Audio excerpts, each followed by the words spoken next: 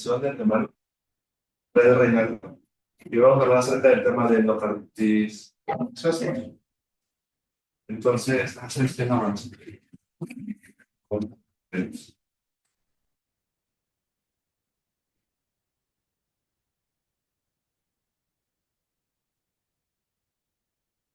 Entonces, esos son los puntos que vamos a tocar en esta sesión. Hablar de endocarditis es un tema muy amplio, sobre todo si quisiéramos hablar específicamente de cada agente en particular. Nos llevaríamos muchísimo tiempo hablando solamente del diagnóstico, las características, el tratamiento de un agente en particular. Entonces, lo que vamos a hacer, para fines prácticos y educativos, me parece que vamos a tocar los puntos más relevantes y sobre todo información que hemos tenido actual y que ha cambiado de cierta manera la forma en la que diagnosticamos y tratamos a los pacientes que tienen endocarditis infecciosa. Entonces, esta es la agenda que vamos a revisar el día de hoy. Vamos a ir tratando de ir explicando cada punto por sí solo. El primer aspecto que me parece muy relevante es que la endocarditis no se refiere solamente a la infección de las válvulas, sino se refiere a la infección del endocardio, lo que puede estar alrededor. Puede ser las paredes propiamente cardíacas, donde está afectado el endocardio, pero también cuando hay un defecto septal o si hay un dispositivo intracardíaco, ya sea un aparato per se o los cables, si eso se llega a infectar y está en contacto con el endocardio, pues eso también entraría en la clasificación de endocardio. Y eso es muy relevante porque en los últimos años, pues cada vez más pacientes tienen acceso a estos dispositivos. La población es más longeva y entonces más pacientes tienen que recurrir a estos dispositivos pues para controlar algunas de sus enfermedades, sea control del ritmo, para bloqueos, para cosas de este tipo. Entonces, esta es una enfermedad que si bien es cierto que va a ser no tan frecuente, en algunas otras pues sí ha ido incrementando su incidencia. Ya platicábamos hace un momento que los dispositivos intracardíacos cada vez es más frecuente que se coloquen, cada vez más pacientes acceden a un procedimiento, a lo mejor no tan invasivo como una cirugía, pero al menos sí a procedimientos vasculares que van a estar en contacto con esa relación. Cada vez más pacientes, por ejemplo, también están en terapia de reemplazo renal con hemodiálisis. Esos catéteres, pues, por sí mismos van a estar en contacto con el endocardio. Pacientes que tenemos con quimioterapia, cada vez hay más tratamientos. Los pacientes con cáncer viven más y entonces es más frecuente que les coloquen un portacar y que se quede de manera crónica, también es un factor de riesgo. Entonces hay diferentes situaciones que van a poner a los pacientes en ese posible contexto. La incidencia, al menos de lo que tenemos de nuestro vecino país del norte, pues es que la incidencia al final de cuentas sí va aumentando. Y también muchos pacientes que tienen enfermedad pues, por endocarditis, pues un aspecto a considerar son aquellos que van a tener válvulas protésicas. Y de estas, pues un 30% de las endocarditis van a estar asociadas a estos dispositivos y un 10% de los pacientes que tienen dispositivos intracardíacos también van a estar en ese riesgo. Eso es de lo que tenemos, digamos, documentado en las estadísticas de nuestro vecino país, como ya mencioné. Y la endocarditis por sí solo no solamente es relevante un incremento en la incidencia, sino también muy importante que tiene un impacto a nivel de salud pública en el aspecto económico. Como vamos a revisar un poco más adelante, el tratamiento para endocarditis de manera clásica es un tratamiento intravenoso prolongado de 4 a 6 semanas. Debido a los altos costos, a los riesgos intrahospitalarios y pues a la disponibilidad de camas, se han buscado algunas estrategias para tratar de que los pacientes puedan continuar su tratamiento ambulatorio. Hay algunos lugares donde utilizan instalaciones de OPA, que es tratamiento ambulatorio, si es posible, pues que un paciente vaya una o máximo 2 veces a aplicarse antibiótico a una clínica ambulatoria, pero cada vez está un poco más en estudio el uso de antibióticos orales, que ahí la limitante es pues la absorción y la biodisponibilidad de un antibiótico, pero que al final de cuentas se han mostrado resultados cuando los pacientes van bien encaminados de una fase intravenosa pudieran acceder a este tipo de estrategias para tratar de liberar un poco esa carga económica que va a representar. En esta imagen, lo que podemos observar en la mortalidad asociada a endocarditis en diferentes grupos de edad. Entonces, en la primera imagen es la mortalidad por años, de 45 a 54 años, de 55 a 54, y va por grupo de edad. Y cada columna representa un cierto tiempo. En este caso de 1999, por ahí al 2006, 2006 al 2015, 2015 al 2019, más o menos. Entonces, pues sí se observa que se han mantenido, sobre todo en las personas de 55, 60 años, pues una estabilidad de la incidencia. Pero en las personas jóvenes es donde se ha incrementado esta enfermedad. Y en la imagen de la derecha, con su imagen, sí, su imagen de la derecha, lo que podemos ver es la mortalidad, pero asociado propiamente al uso de drogas intravenosas. Y el uso de drogas intravenosas es uno de los factores principales que se ha asociado a la incidencia y a la mortalidad. Como pueden ver, que es la columna de color rojo, sobre todo las personas jóvenes, entre 25, 45, 50 años, son los que tienen este consumo de drogas intravenosas, y entonces las personas tienen un incremento en la incidencia y en la mortalidad. Y esa mortalidad, pues no solamente está asociada al desarrollo de endocarditis. El uso de drogas intravenosas puede asociarse a otras enfermedades, ya sea infecciones por otro tipo de agentes, como puede ser virus de VIH, virus de hepatitis B. Habitualmente los pacientes que tienen usan drogas intravenosas son pacientes consumidos. Esa es otra situación que hay que afrontar. Muchos de ellos van a estar en condición de calle, no pueden acceder a un servicio de salud. Entonces, cuando tenemos un paciente que es usuario de drogas intravenosas y que tiene endocarditis, hay que revisar muy bien el contexto de salud y social que va a conllevar el tratar a un paciente de este tipo. En ocasiones son de los pacientes que no tan fácilmente quiere soltar del hospital, porque no sabe si ya liberándolo se va a tomar el medicamento. Entonces, va más allá de solamente diagnosticar la enfermedad, tienes que ver un contexto un poquito más amplio. Con respecto a la mortalidad, de manera general, las endocarditis tienen una mortalidad del 15 al 30%, pero como ya platicamos, hay diferentes factores de riesgo que van a tomarse en cuenta. Y como ya mencionábamos, las personas jóvenes tienen ese incremento en la mortalidad precisamente asociado a este uso de drogas intravenosas. En nuestro país, de manera clásica, el uso de drogas intravenosas no había sido tan frecuente, esa es la realidad. Drogas inhaladas, tomadas, digamos que es de lo más común, pero las drogas intravenosas no es de lo habitual. Tal vez en la frontera es donde más pudieran haber casos de este tipo. Sin embargo, ahora con la movilización, con la migración, con las caravanas migrantes, esas situaciones pueden ir cambiando y es algo que hay que estar vigilando. Cada vez es más común, y lo podemos ver aquí en la ciudad, personas que pues vienen de otros países y están, por ejemplo, en una esquina o están trabajando en algunos establecimientos, pero son personas que, vaya, no propiamente son de México, son de otras regiones de Latinoamérica, y entonces esa situación de calle los pone en un riesgo para este tipo de eventos. Entonces, los factores de riesgo asociados a endocarditis infecciosa, pues algunos de ellos son de manera como muy clásica.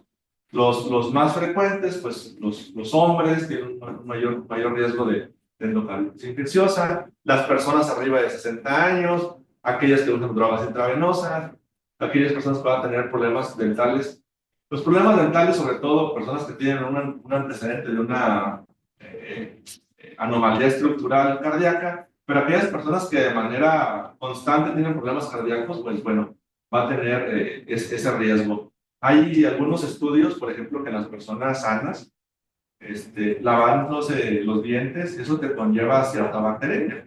Claro, esa bacteria se depura en 30, 20 minutos, se llega a controlar en una persona totalmente inmunocompetente, pero vaya, hasta el cepillado de dientes pudiera asociarse a bacterias. Entonces, una persona que tiene una enfermedad crónica dental también pudiera tener un factor de riesgo para esta enfermedad. Los accesos vasculares, como ya platicábamos en su momento, catéteres de hemodiálisis, portacats, son cada vez más comunes, y es un aspecto que hay que estar revisando de manera muy constante en nuestros pacientes. Enfermedad cardíaca estructural, material protésico intracardíaco, ya revisamos las válvulas,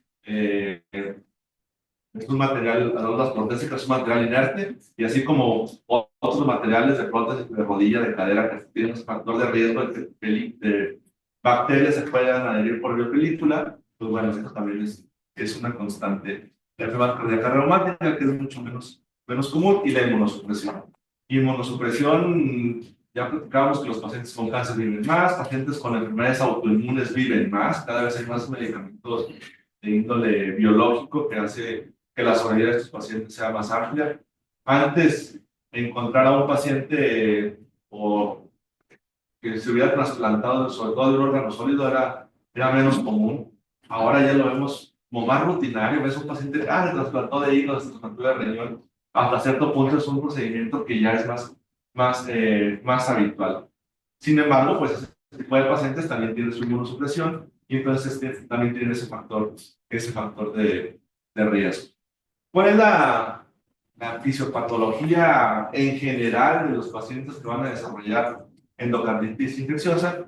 Lo que va a ocurrir es que vamos a tener el endotelio y entonces vamos a tener patógenos que van a estar circulando en la vía hematógena. Ya sea porque el paciente tiene una válvula protésica, porque hay una anomalía estructural, porque hay uso de drogas intravenosas.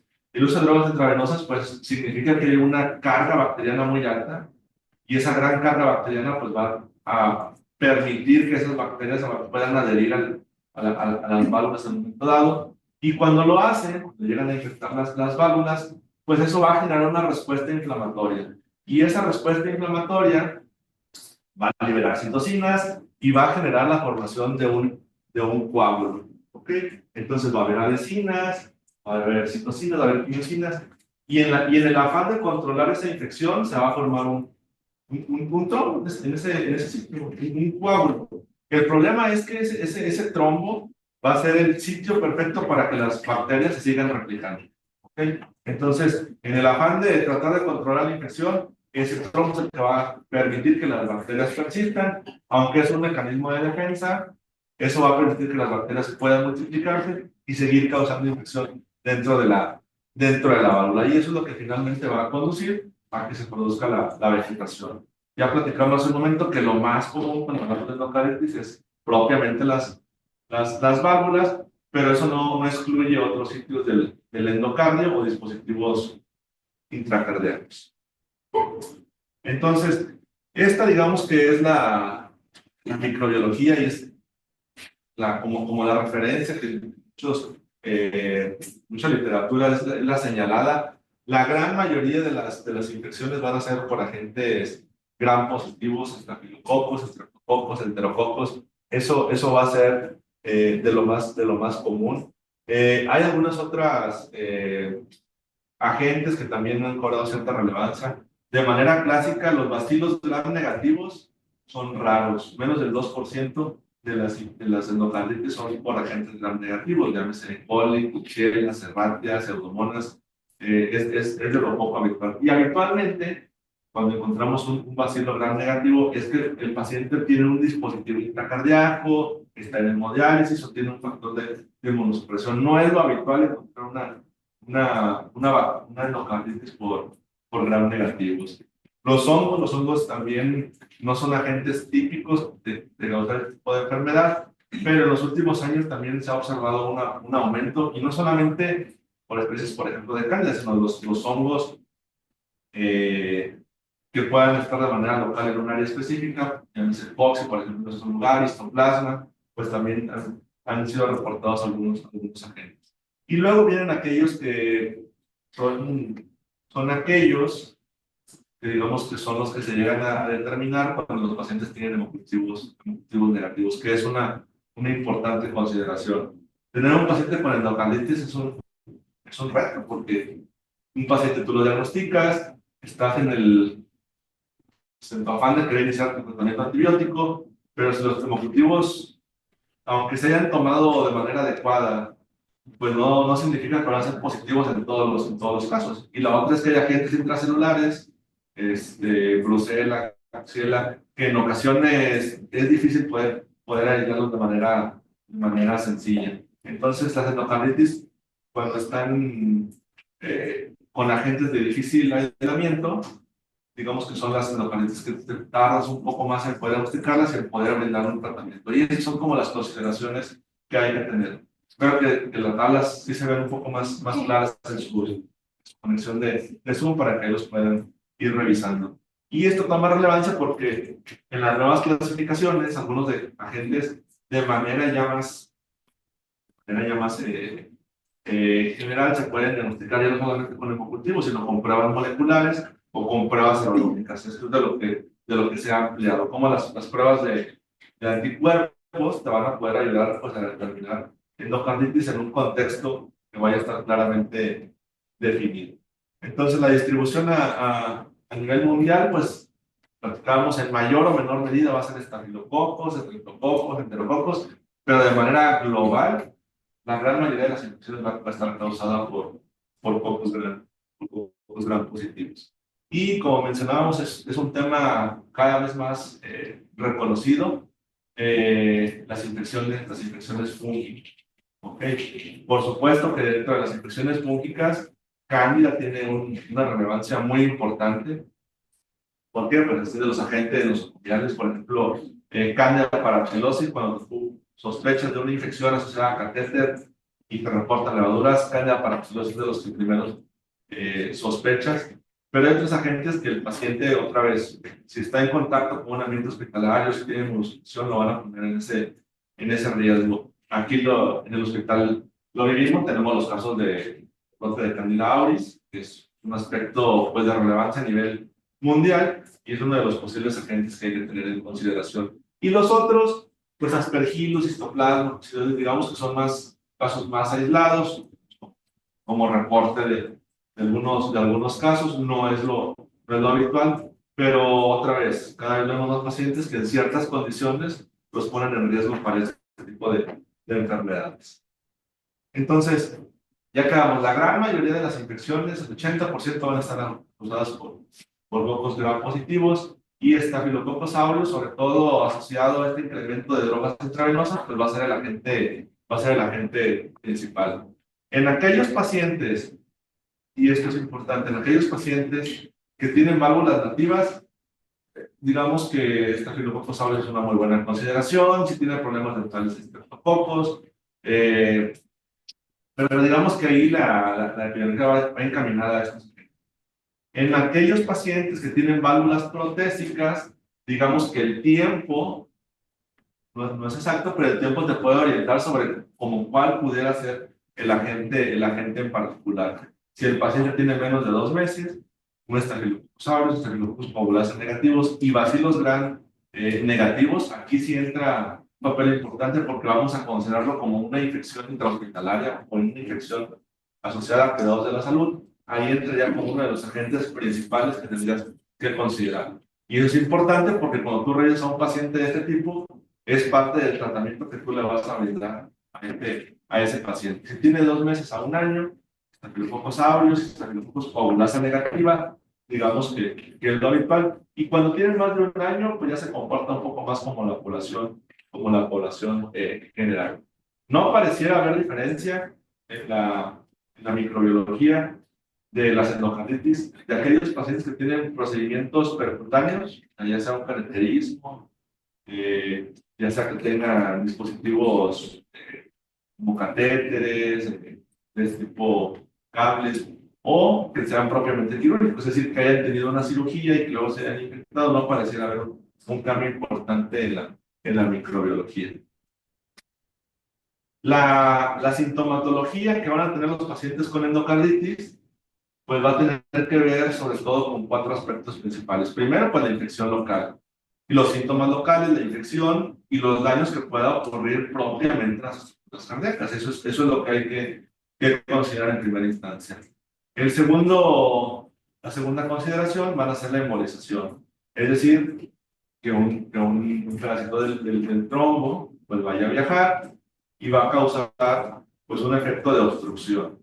Y esa obstrucción ya se causa infección posterior, bueno, hay que estarla vigilando, pero el hecho de que obstruya un vaso sanguíneo, pues va a causar una embolización y también son complicaciones, sobre todo de infartos, ya sea infartos cerebrales, infartos en hígado, infartos renales, infartos en vaso. Eso es propiamente por el efecto mecánico de tapar un vaso sanguíneo. El siguiente punto es la bacteremia y la infección metastásica. Si ya se formó un émbolo y entonces se hizo una infección de manera local, eso es lo que llamamos la diseminación metastásica. Y el otro gran aspecto es los síntomas que puede desarrollar la persona, pues por complejos inmunes. Sabemos que dentro del cuadro clínico de los pacientes con endocarditis están los signos propiamente de infección y los signos que están asociados a complejos inmunológicos, ya sea las manchas de Rod, los nódulos de Odler o sobre todo la glomerulonefritis, que en los pacientes no es propiamente la infección que se esté diseminando, sino que esos complejos inmunes pues van a causar una inflamación y eso es lo que va a causar los síntomas. Entonces, habitualmente el cuadro típico de un paciente que tiene endocarditis pues va a ser aquel paciente que va a tener un cuadro subagudo, crónico, de algunas semanas de evolución, donde va a tener fiebre, malestar general, anorexia, pérdida de peso, enfermedades nocturnas. Esos son como los datos típicos de un paciente con endocarditis, que son datos muy bajos, ¿sí? Por eso muchos de estos pacientes llegan al hospital y entran en ese criterio de fiebre de origen determinada, lo que tú estás averiguando, pero es porque esa es la sintomatología propia de los pacientes con endocarditis. El soplo y la fiebre, digamos que son las características principales de los pacientes con endocarditis, pero no van a estar presentes en todos los pacientes. Considerar que la fiebre puede estar ausente en pacientes inmunosuprimidos y el soplo, pues, es un signo, pues, muy dependiente del operador. O sea, depende de que una persona, pues, sea muy hábil en poder determinar cuándo es un soplo, cuándo sí está presente, cuándo es un soplo fisiológico. Si el paciente tiene un síndrome de desgaste y ya llega con anemia por una infección crónica, pues la propia anemia te puede causar un soplo. Entonces, sí es un poco difícil poder distinguir en un momento dado cuando hay ya destrucción avanzada de una válvula con regurgitación, ahí no hay tanto problema. Pero poder distinguirlo y poder determinar cuándo es patológico, pues ahí solamente pues la experiencia. O sea, hay que revisar todos nuestros pacientes porque es la manera en la que lo vamos a poder determinar. Y aquellos pacientes que van a tener destrucción valvular, sobre todo con regurgitación, pues van a tener insuficiencia cardíaca. Y la insuficiencia cardíaca es, digamos, como de los principales signos y síntomas que van a tener los pacientes. Te habla de una enfermedad avanzada. Eso es lo que puede poner en riesgo a una persona y digamos que es la complicación pues, de las más importantes en estos pacientes. En ocasiones hay destrucción valvular y esa destrucción valvular puede afectar los septos y puede formar un absceso. Y si ese absceso está sobre todo en las vías donde van viajando la conducción cardíaca del ritmo, pues eso puede ocasionar que los pacientes presenten bloqueos. Cuando tenemos un paciente con absceso, hay que sospechar en un bloqueo y son de los pacientes que tienen que estar en terapia intermedia, intensiva, porque tienes que estar vigilando muchísimo el ritmo cardíaco. Es de las complicaciones principales que ese paciente pudiera tener. Ya veremos cuando hay un absceso, es una indicación quirúrgica, ¿ok? Pero son pacientes que tienen que estar muy bien monitoreados por ese riesgo de que vayan a desarrollar bloqueos. Y bueno, ya después tenemos algunas manifestaciones extracardíacas, como ya quedamos, esta enfermedad a distancia, ya sea propiamente por una embolización, un efecto de vaso, que hay infartos en otros órganos, o por la infección a distancia. Cuando es endocarditis del lado derecho, lo más frecuente es que haya lesiones a nivel pulmonar. Cuando son del lado izquierdo, pues buscar en enfermedades en el resto de la circulación sistémica. No significa que del lado izquierdo nunca se vaya a pulmón, y no significa que del lado derecho nunca se vaya a otros sitios. Simplemente es lo más común que tenemos en los pacientes. Y los eventos inmunológicos que son importantes no solamente pues porque te orientan al diagnóstico, sino porque también pues son parte de las manifestaciones y te van a ayudar en un momento dado a integrar el diagnóstico de los pacientes con endocarditis. Entonces, Eh, Va a ser muy franco. Nosotros, cuando vemos a un paciente con fiebre y un soplo y pedimos un ecocardiograma, pues necesitas buscar a un ecocardiografista que sea muy hábil y muy capaz en el sentido de poder revisar cada ventana cardíaca y poder determinar si hay realmente una vegetación. Ahora, el hecho de infección no solamente buscan vegetaciones, ya quedamos en vegetaciones, buscamos abscesos, la licencia de prótesis también tienes que considerarlo como una enfermedad de endocarditis. Aquellos pacientes que vayan a tener una ramificación importante también son los pacientes que tienes que estar pues muy insistente con tu cardiólogo, tu cardiografista para que busque esos datos de infección. Hablarle que si vas a revisar 2, 3, 4 cámaras, la verdad es que nosotros eso no lo hacemos. Nosotros de infecto lo que nos interesa es, ¿viste la vegetación o no viste la vegetación? Es lo que nos interesa mucho. Y si tienes mucho la sospecha, pues bueno, puedes acceder a otros estudios que no son tan operadores. Vamos a revisar en un momento.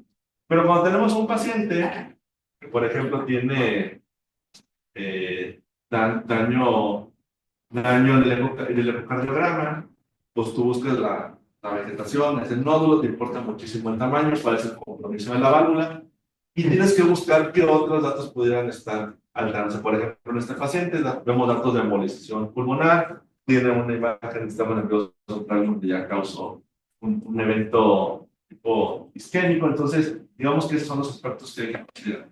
Y el PET pues también ha tenido su relevancia en los últimos años, sobre todo para aquellos pacientes que sospechan de infección y que tienen dispositivos intracardíacos o válvulas protésicas. Entonces, los criterios de Lux se modificaron en el 2023 y eso fue con la finalidad de tratar de aumentar el número de casos que puedas captar. ¿Ok? Tal vez con estos criterios se ampliaron el número de bacterias que ahora consideramos patológicos, por ejemplo, Staphylococcus coagulasa negativos, Staphylococcus lugdunensis es de los agentes que ahora vemos que tiene un comportamiento pues muy similar a Staphylococcus aureus con respecto a patogenicidad, pero el hecho de aumentar un poco o ser un poco más laxos en los criterios, tal vez va a perder un poquito de especificidad de un momento dado. Sin embargo, a consideración de los médicos que realizaron las guías, es preferible tratar de cachar más pacientes que podrían tener endocarditis a que se te pase. Porque si se te pasa un paciente con endocarditis, es un paciente que va a seguir progresando y en ese sentido va a tener más complicaciones cuando lo diagnostiques. Entonces, lo que hicieron al tratar de ampliar los criterios es que, bueno, más pacientes puedan tener un diagnóstico más rápido. Y el otro aspecto que se decidió en ese sentido, pues es, bueno, integrar otras herramientas que antes no estaban y que han permitido, vaya, cambiar el panorama de este tipo de situaciones. Los hemocultivos, ya que vemos, es la parte central. Eh, Muchos pacientes tienen cuadros, por ejemplo, ya subagudos, crónicos, y te reportan el ecocardiograma y tiene una vegetación y andas bien apurado queriendo tomarle, perdón, pasarle ya tratamiento antibiótico. La verdad es que si el paciente está estable y tiene semanas evolucionando, tómate tu tiempo, tómale cultivos, asegúrate que, bueno, que tenga los que realmente necesita. El paciente ya tiene semanas. Tal vez si no tiene insuficiencia cardíaca, ¿verdad? Y aunque tenga insuficiencia cardíaca, el antibiótico no va a cambiar. O sea, va a requerir otro tipo de manejo. Entonces, trata de hacer todo el esfuerzo para tratar de tomar tus hemocultivos de una manera correcta para tratar de tener el rendimiento de el determinar cuál es el agente infeccioso te va a permitir, uno, pues dar el tratamiento que corresponde a tu paciente y si el paciente está estable y en un momento dado, puedes tal vez valorar el tratamiento oral. Entonces, por esa razón es muy importante determinar cuál es el sitio original. Además que si el paciente se llega a un diagnóstico etiológico, pues también el aislamiento te puede orientar hacia algún aspecto que haya que cambiar. Por ejemplo, hace algunos meses tuvimos una paciente con endocarditis y no usa drogas intravenosas. y no tenía pues como que muchos factores de riesgo. El único que tal vez pudimos llegar a considerar es que era una paciente diabética y usaba insulina. Entonces, todos los días la punción constante, no son drogas intravenosas, pero el hecho de estarse puncionando todos los días, estar atravesando la barrera que es la piel, tal vez es el factor de riesgo. Entonces, también la etiología te puede ayudar a enfocarte en otros aspectos de dónde puedes corregir. Entonces, dentro de los aspectos, para el diagnóstico vamos a tener los criterios mayores y los criterios menores. Lo ideal es tomar 3 sets de hemocultivos. Y esos 3 hemocultivos se recomienda que se tomen en el lapso de 1 hora. Entonces, tienes 30 minutos para tomar uno y otro. Tomas uno de manera basal a los 30 minutos y luego a los 60 minutos. Eso es lo que está recomendado para los que están sospechando de endocarditis. ¿Ok? Y entonces, hay agentes típicos que si tienes 2 muestras de hemocultivos positivas, con eso ya pudieras tomarlo como un criterio mayor. ¿Cuáles son esos agentes? Estafilococcus aureus es de los que ya quedamos que es importante. Estafilococcus lugdunensis, ya quedamos que también en los últimos años ha tenido muchísimo valor. Ahí vienen enterococos, estreptococos, entonces son de los agentes típicos. Luego vienen algunos agentes que no son típicos y de esos tendrías que tener por lo menos 3. O sea, que los 3 hemocultivos tuvieran que ser positivos para poder considerarlos. Por ejemplo, un estafilococo epidermidis. Cuando tú es un estafilococo epidermidis, lo primero que sospechan es que se contaminó, que no tomaron bien la muestra.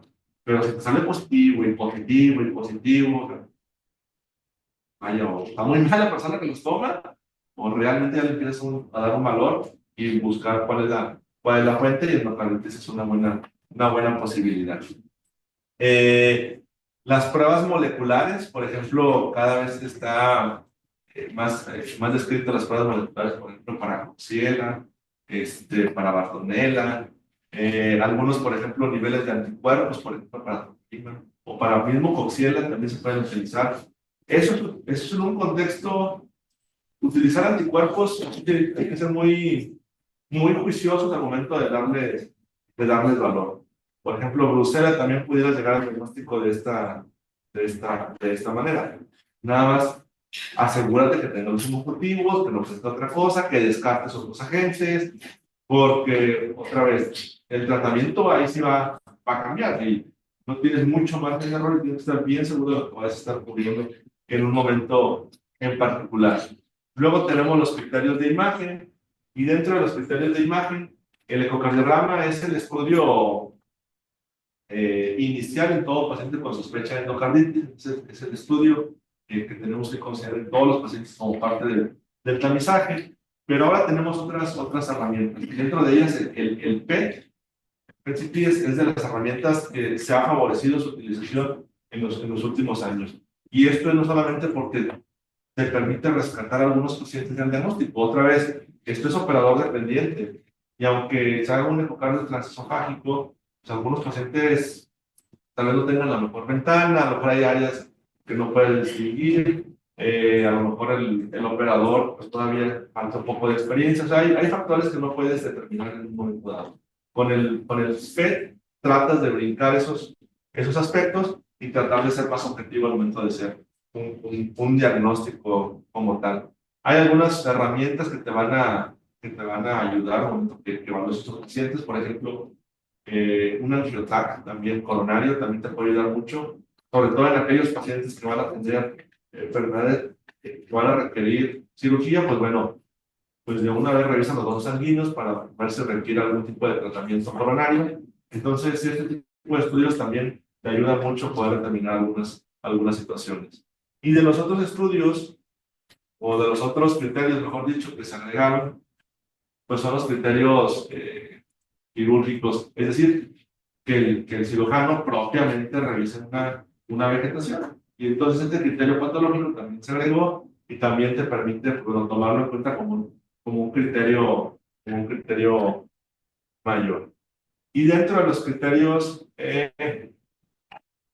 menores, pues bueno, también tiene su valor porque, aunque son criterios menores, si su punta es una suficiente cantidad, también te va a permitir llegar a un diagnóstico propiamente. Aquí vamos a tener fiebre, los fenómenos vasculares, los fenómenos inmunológicos, cada uno número de Rickley, nódulos de Osler, si el paciente es usuario de drogas intravenosas, si tiene una condición cardíaca predisponente, un dispositivo cardíaco, los criterios de imagen que no cumplen el criterio, si tienes hemocultivos pero no cumplen o esos dos o esos tres que necesitas para hacer el diagnóstico. Entonces, si no hay un defecto de una vegetación como tal, pero si tiene una regurgitación y a consideración del ecocardiografista lo va a tomar en cuenta, bueno, son aspectos que otra vez trataron de ampliarse lo más posible para tratar de rescatar la mayor cantidad de pacientes. Y ahora tenemos los diagnósticos definitivos y posibles. Y con respecto al diagnóstico definitivo, pues tienes dos criterios mayores. Si tienes un criterio mayor y tres menores, o si tienes cinco menores, con eso va a ser el diagnóstico ya como tal de endocarditis.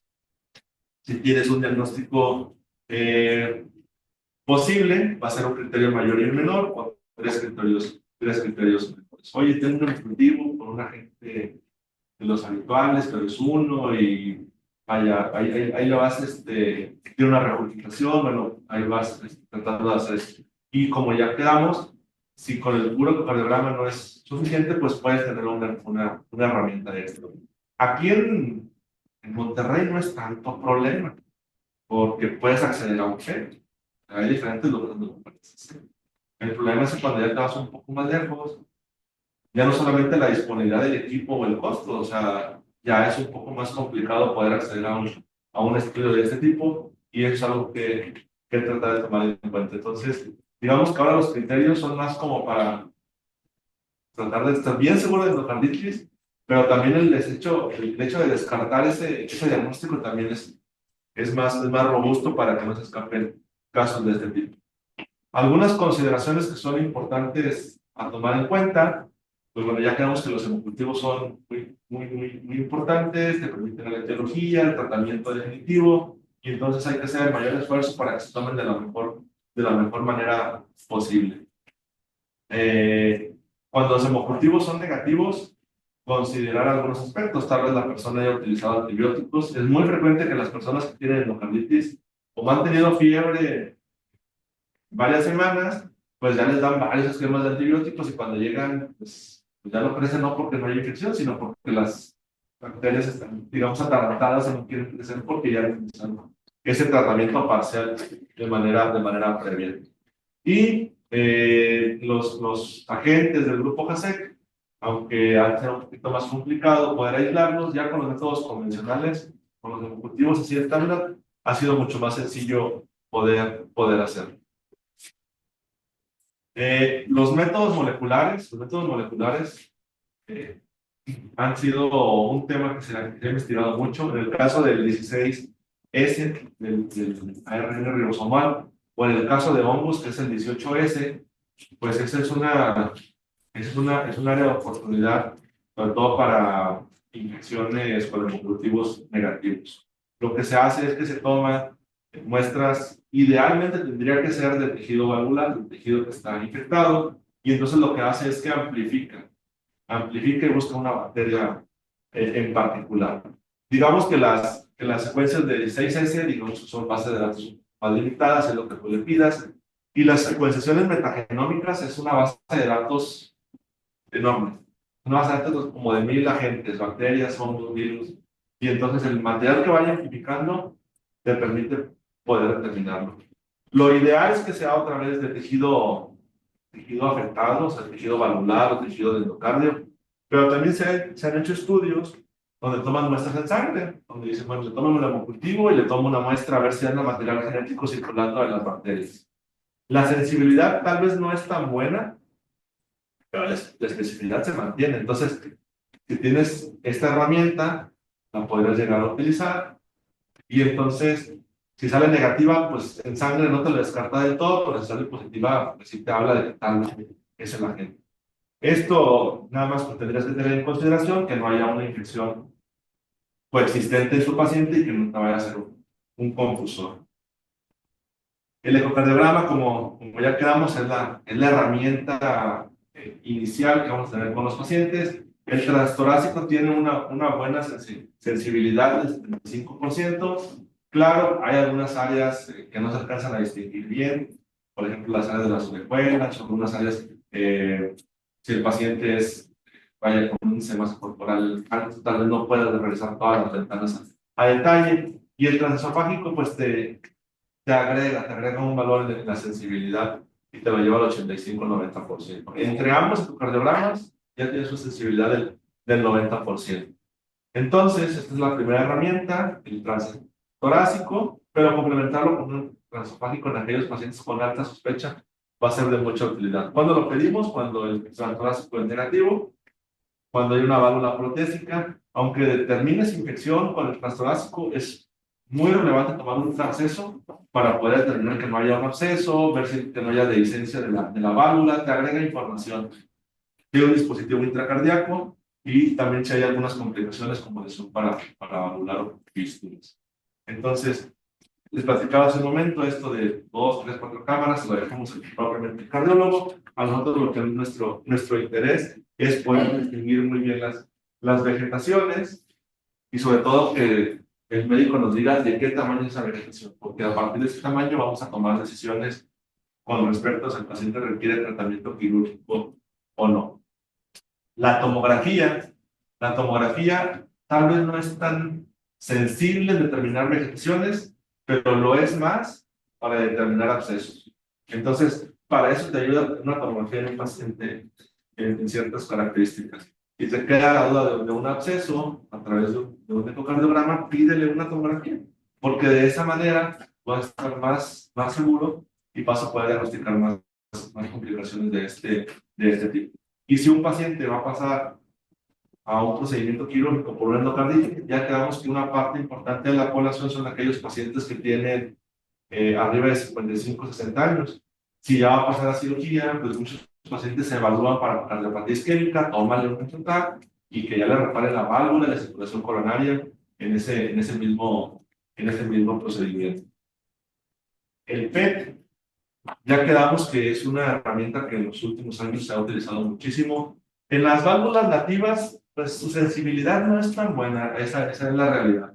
Pero la principal ayuda en la que vas a tener con un PET va a ser en las válvulas protésicas o cuando hay dispositivos intracardíacos. Ese va a ser el escenario en el que te va a poder ayudar a distinguir un poco más. El otro aspecto es que el PET también te ayuda a determinar enfermedad metastásica. A lo mejor le tomaste, pues tu paciente no tenía muchos síntomas, no habías tomado una tomografía de abdomen, no habías tomado algún otro sitio, no sospechabas de infección del hueso, no te había reportado. Le tomas un PET, y como ya viene a colores, pues ya te lo reportan y ahora sí le pones un poco más de atención. Entonces, esta es una herramienta que te puede ayudar muchísimo a determinar algunos pacientes.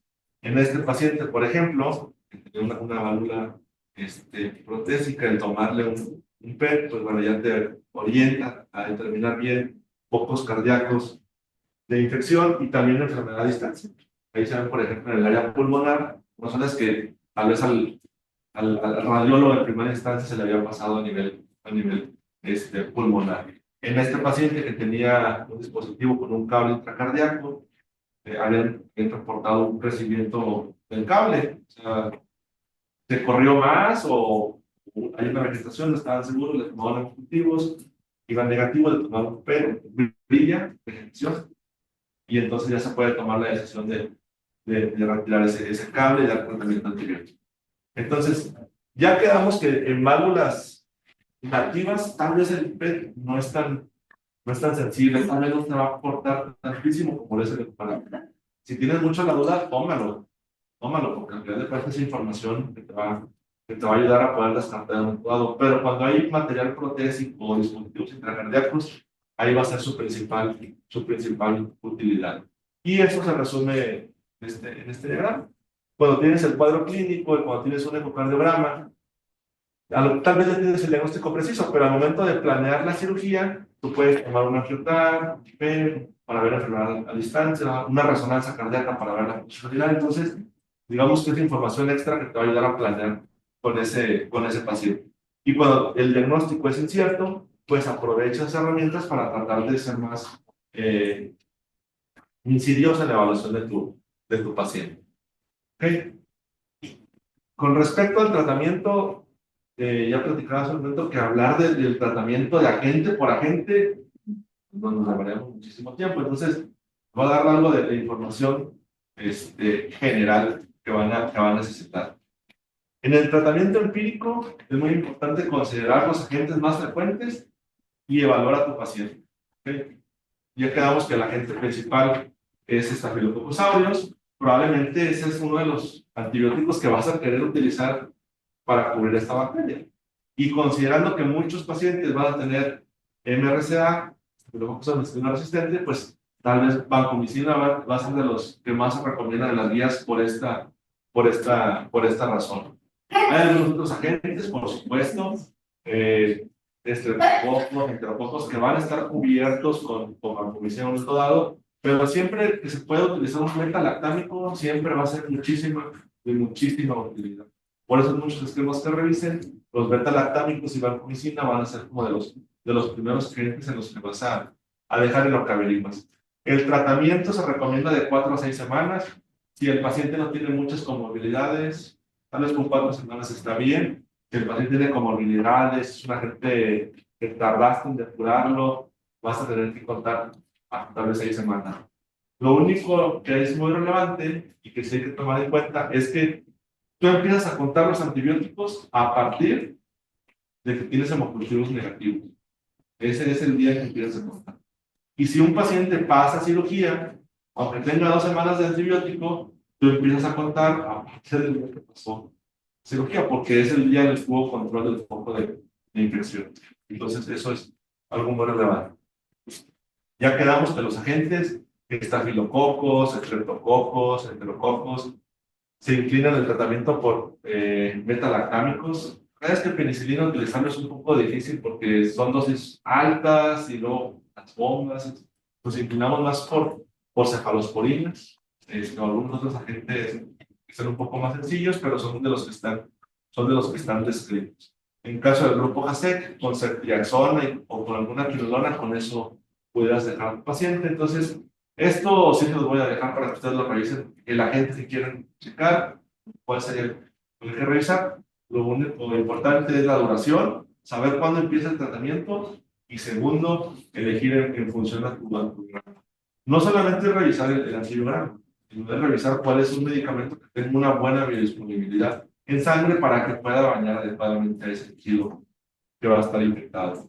Y cada vez tenemos medicamentos contra gram positivos. Creo que en esa parte hay medicamentos que tienen muchísima utilidad. Por ejemplo, Linezolid. Linezolid tiene la ventaja que es IV y vía oral. Linezolid, tal vez su distribución de sangre a lo mejor no es la mejor comparado con otros agentes, pero ha mostrado utilidad, se absorbe el 100% prácticamente en vía oral, entonces te va a permitir en un momento dado hacer ese puenteo. Ceftarolina es un medicamento que se utiliza en la cefalosporina para estar resistente. Entonces, es un agente que en lo particular creo que es muy útil. Daptomicina es un medicamento que tiene una distribución en sangre buenísima. El tema con daptomicina es el tema pulmonar, que se inactiva por el factor surfactante. Entonces, cuando hay embolización pulmonar, tal vez ahí siempre queda un poquito de dudas.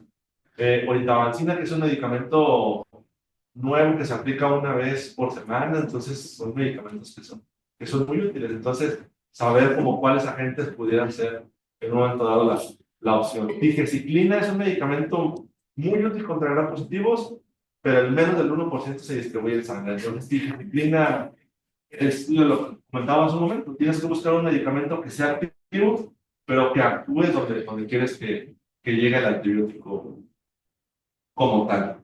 Y con respecto al tratamiento antifúngico, ya quedamos hace un momento que cada vez las infecciones, sobre todo por cándida, han cobrado más relevancia. Equinocandinas y anfotericinas son de los más utilizados. Equinocandinas son mucho más nobles.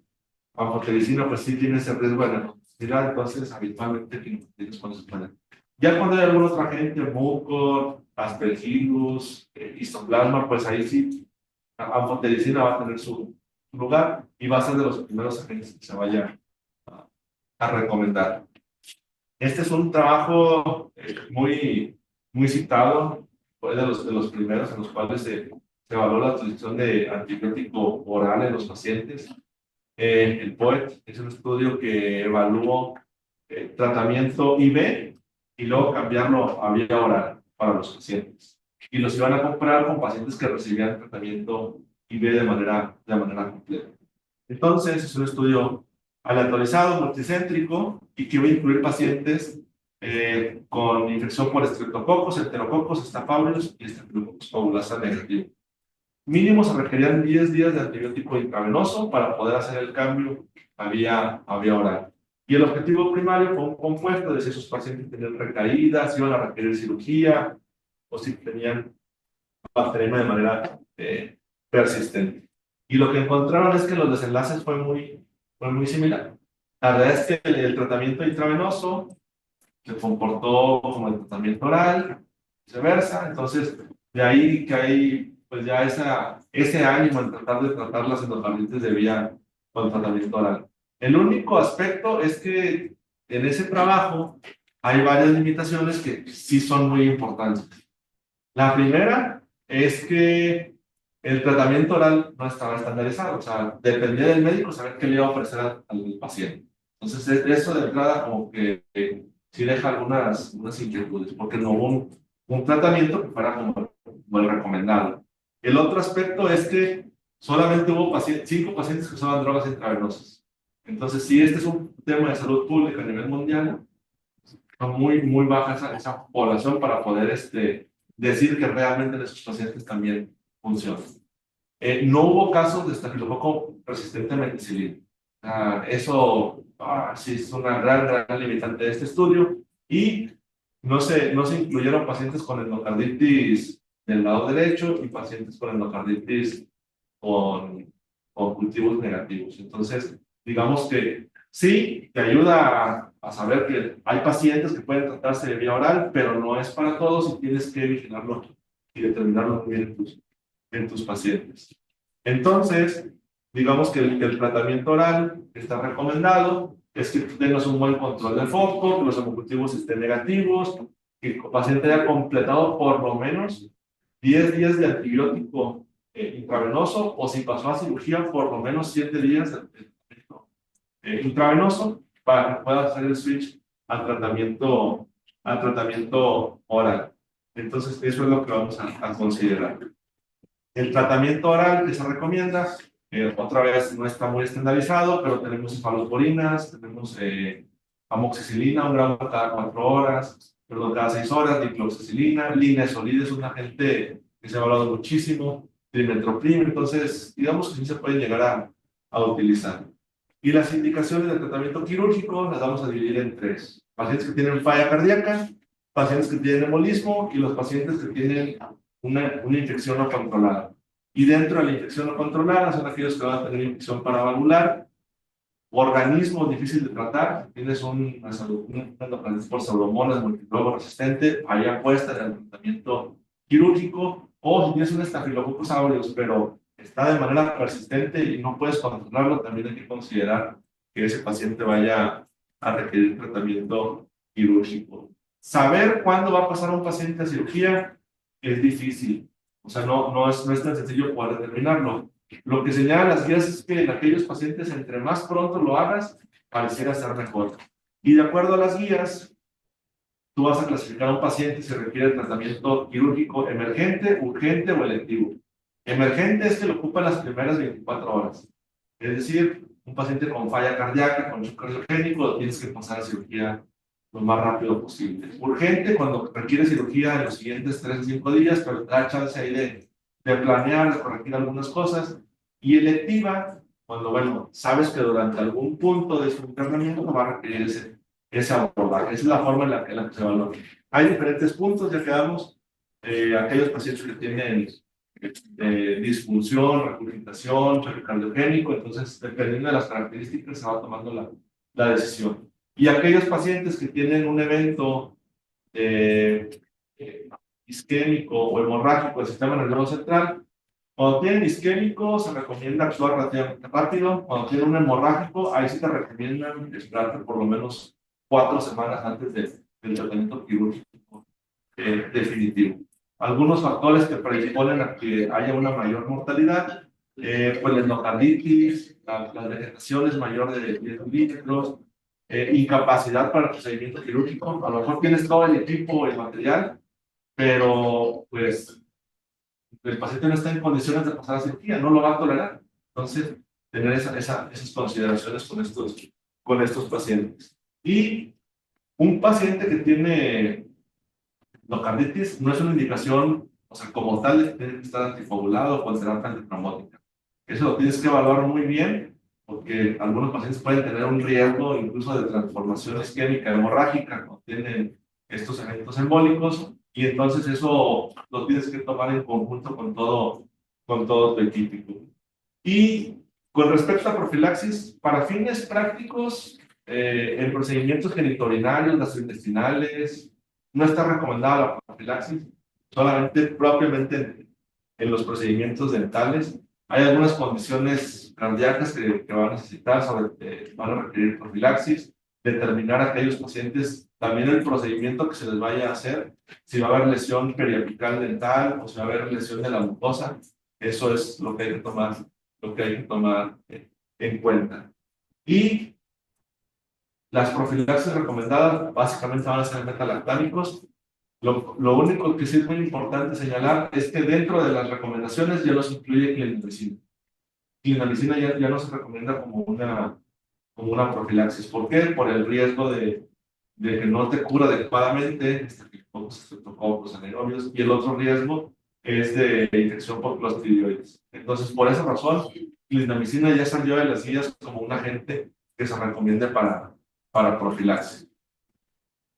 Entonces, solamente como resumen, esta enfermedad es una entidad que requiere un manejo multidisciplinario, tienes que incluir al cardiólogo, al intensivista, al infectólogo, hay que buscar a un intensivista, a un quirúrgico. Entonces el manejo es multidisciplinario, todo hay que tratar de ser muy conscientes al momento de ir avanzando, qué paciente va a requerir tratamiento antibiótico ya, cuándo se va a requerir cirugía, cómo va a ajustar el tratamiento, si el paciente es candidato a manejo ambulatorio oral. Entonces, estas son decisiones que vas a ir tomando en conjunto. Es difícil tú tomar la batuta de todo, pero sí es muy importante que todo el equipo esté de acuerdo en un momento dado. Entonces, digamos que estas son las conclusiones. Es muy importante señalar que Staphylococcus aureus es el agente principal. El uso de drogas intravenosas ha cambiado un poco la mortalidad de nuestros pacientes y también la incidencia de las mismas. Es muy importante el diagnóstico, la evaluación clínica, el aspecto de laboratorio, de imagen y la sospecha, sobre todo en los pacientes. Y el tratamiento, aunque estas son guías generales, pues el tratamiento sí es muy individualizado dependiendo de cada paciente.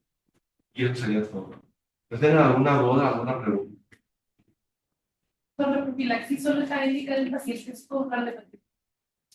No necesariamente. Pacientes con cardiopatía estructural, pacientes que previamente ya hayan tenido endocarditis infecciosa, en aquellos pacientes que tienen dispositivos cardíacos, prótesis o por ejemplo para el control del ritmo, ese tipo de donde se va. ¿Alguien más? ¿Dudas del chat? Bueno, vamos a hacer todo. Además, respecto al uso del PEX, creo que ahora están más rápido. Se hace también un seguimiento. Sí. Terminar con el mismo método. Sí, eso es muy importante. El PET, los criterios diagnósticos sí vienen como un criterio mayor. Solamente los pacientes que tienen menos de 3 meses de una cirugía cardíaca, ahí lo ponen como un criterio menor. ¿Ok? Porque en los pacientes que tienen cirugía cardíaca, los cambios inflamatorios te pueden dar un falso positivo. Pero en los pacientes que tú diagnosticas con endocarditis, sí se puede utilizar como un seguimiento, sobre todo al final para saber que ya no requiere tratamiento. Y el otro aspecto es que lo utilizamos más en pacientes que tienen enfermedad metastásica. Si tienes una endocarditis con múltiples lesiones, ahí es donde te sirve más el PET para saber que ya no hay lesiones metastásicas y entonces ya poder dar por terminado y te sientes más cómodo. Y podría dar algún caso positivo de CETI, que en realidad no se van a embarcar mucha infección. O sea, en teoría no. En teoría no. ¿Por qué? Porque sí están muy señalados tipo de funciones. Ahora, la endocarditis de Lehmann-Sachs, pues tiene su vegetación y no es por una infecciosa. Pero es una vegetación autoinmune. Sí. Pero eso se puede solicitar. Entonces también tener esa consideración de que cuál es el contexto. Okay. Ahora, como platicábamos, en válvulas nativas, tal vez no tenga muchísima utilidad el PET. Y en una de Lehmann-Sachs sigue siendo una válvula nativa, entonces ahí es un poquito, no, tendrías que evaluar como el contexto en general del paciente.